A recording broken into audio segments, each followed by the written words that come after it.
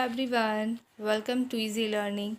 In today's video, we are going to discuss an important and useful advanced structure Head 2. आज के इस video में हम एक बहुत ही important and useful advance structure had 2 को डिस्कस करने वाले हैं. From the perspective of spoken English ये काफ़ी इम्पोर्टेंट एडवांस स्ट्रक्चर है. बिफोर स्टार्टिंग द वीडियो, अगर आप हमारे चैनल पर नए हैं एंड आपने अभी तक इस चैनल को सब्सक्राइब नहीं किया है, then subscribe this channel and don't forget to click on the bell icon. So चलिए स्टार्ट करते हैं हमारा आज का एडवांस स्ट्रक्चर हेड 2. अगर आपको इस टाइप के सेंटेंसेस बोलने हों, जैसे मुझे नया मोबाइल ख़रीदना पड़ा, मुझे इस रूम को साफ़ करना पड़ा, हमें परीक्षा की तैयारी करनी पड़ी, उसे वहाँ जाना पड़ा.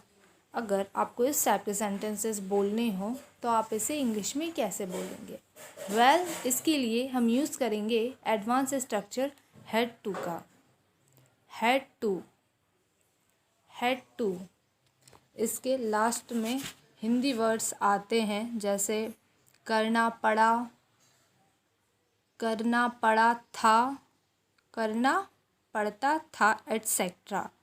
अगर किसी हिंदी सेंटेंसेस में लास्ट में इस टाइप के हिंदी वर्ड्स आएँ तो हम यूज़ करेंगे एडवांस स्ट्रक्चर हेड 2.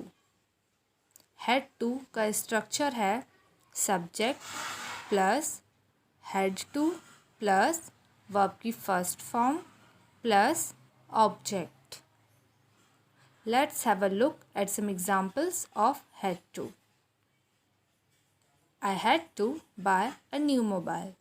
मुझे नया मोबाइल ख़रीदना पड़ा. I had to clean this room. मुझे इस कमरे को साफ़ करना पड़ा. We had to prepare for exam.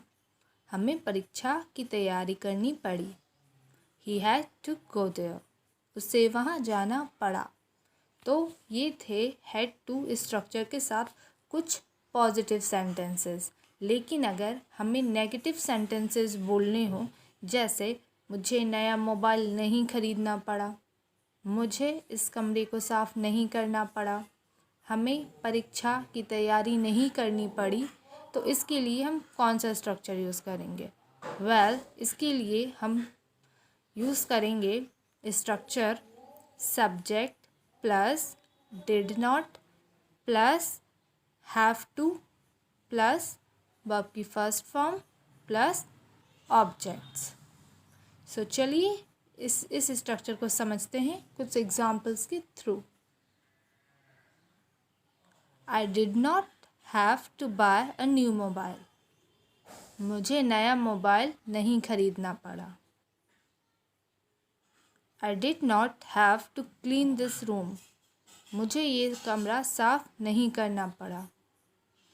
We did not have to prepare for exam. हमें परीक्षा की तैयारी नहीं करनी पड़ी. He did not have to go there.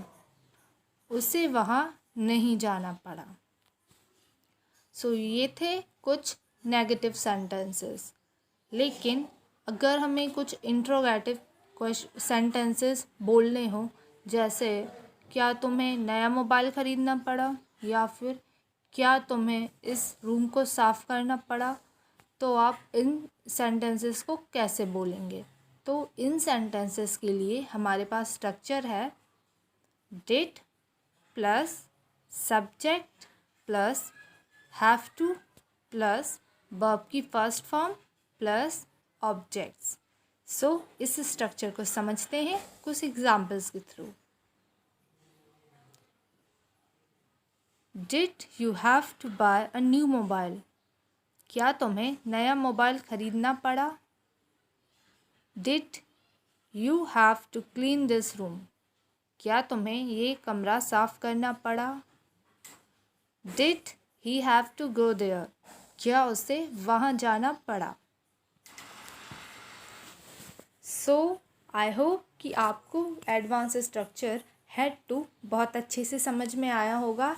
And अगर आपको ये एडवांस स्ट्रक्चर अच्छे से समझ में आया देन इस वीडियो को आप लाइक कीजिए, ज़्यादा से ज़्यादा शेयर कीजिए and don't forget to subscribe our channel and for more such videos stay tuned with us.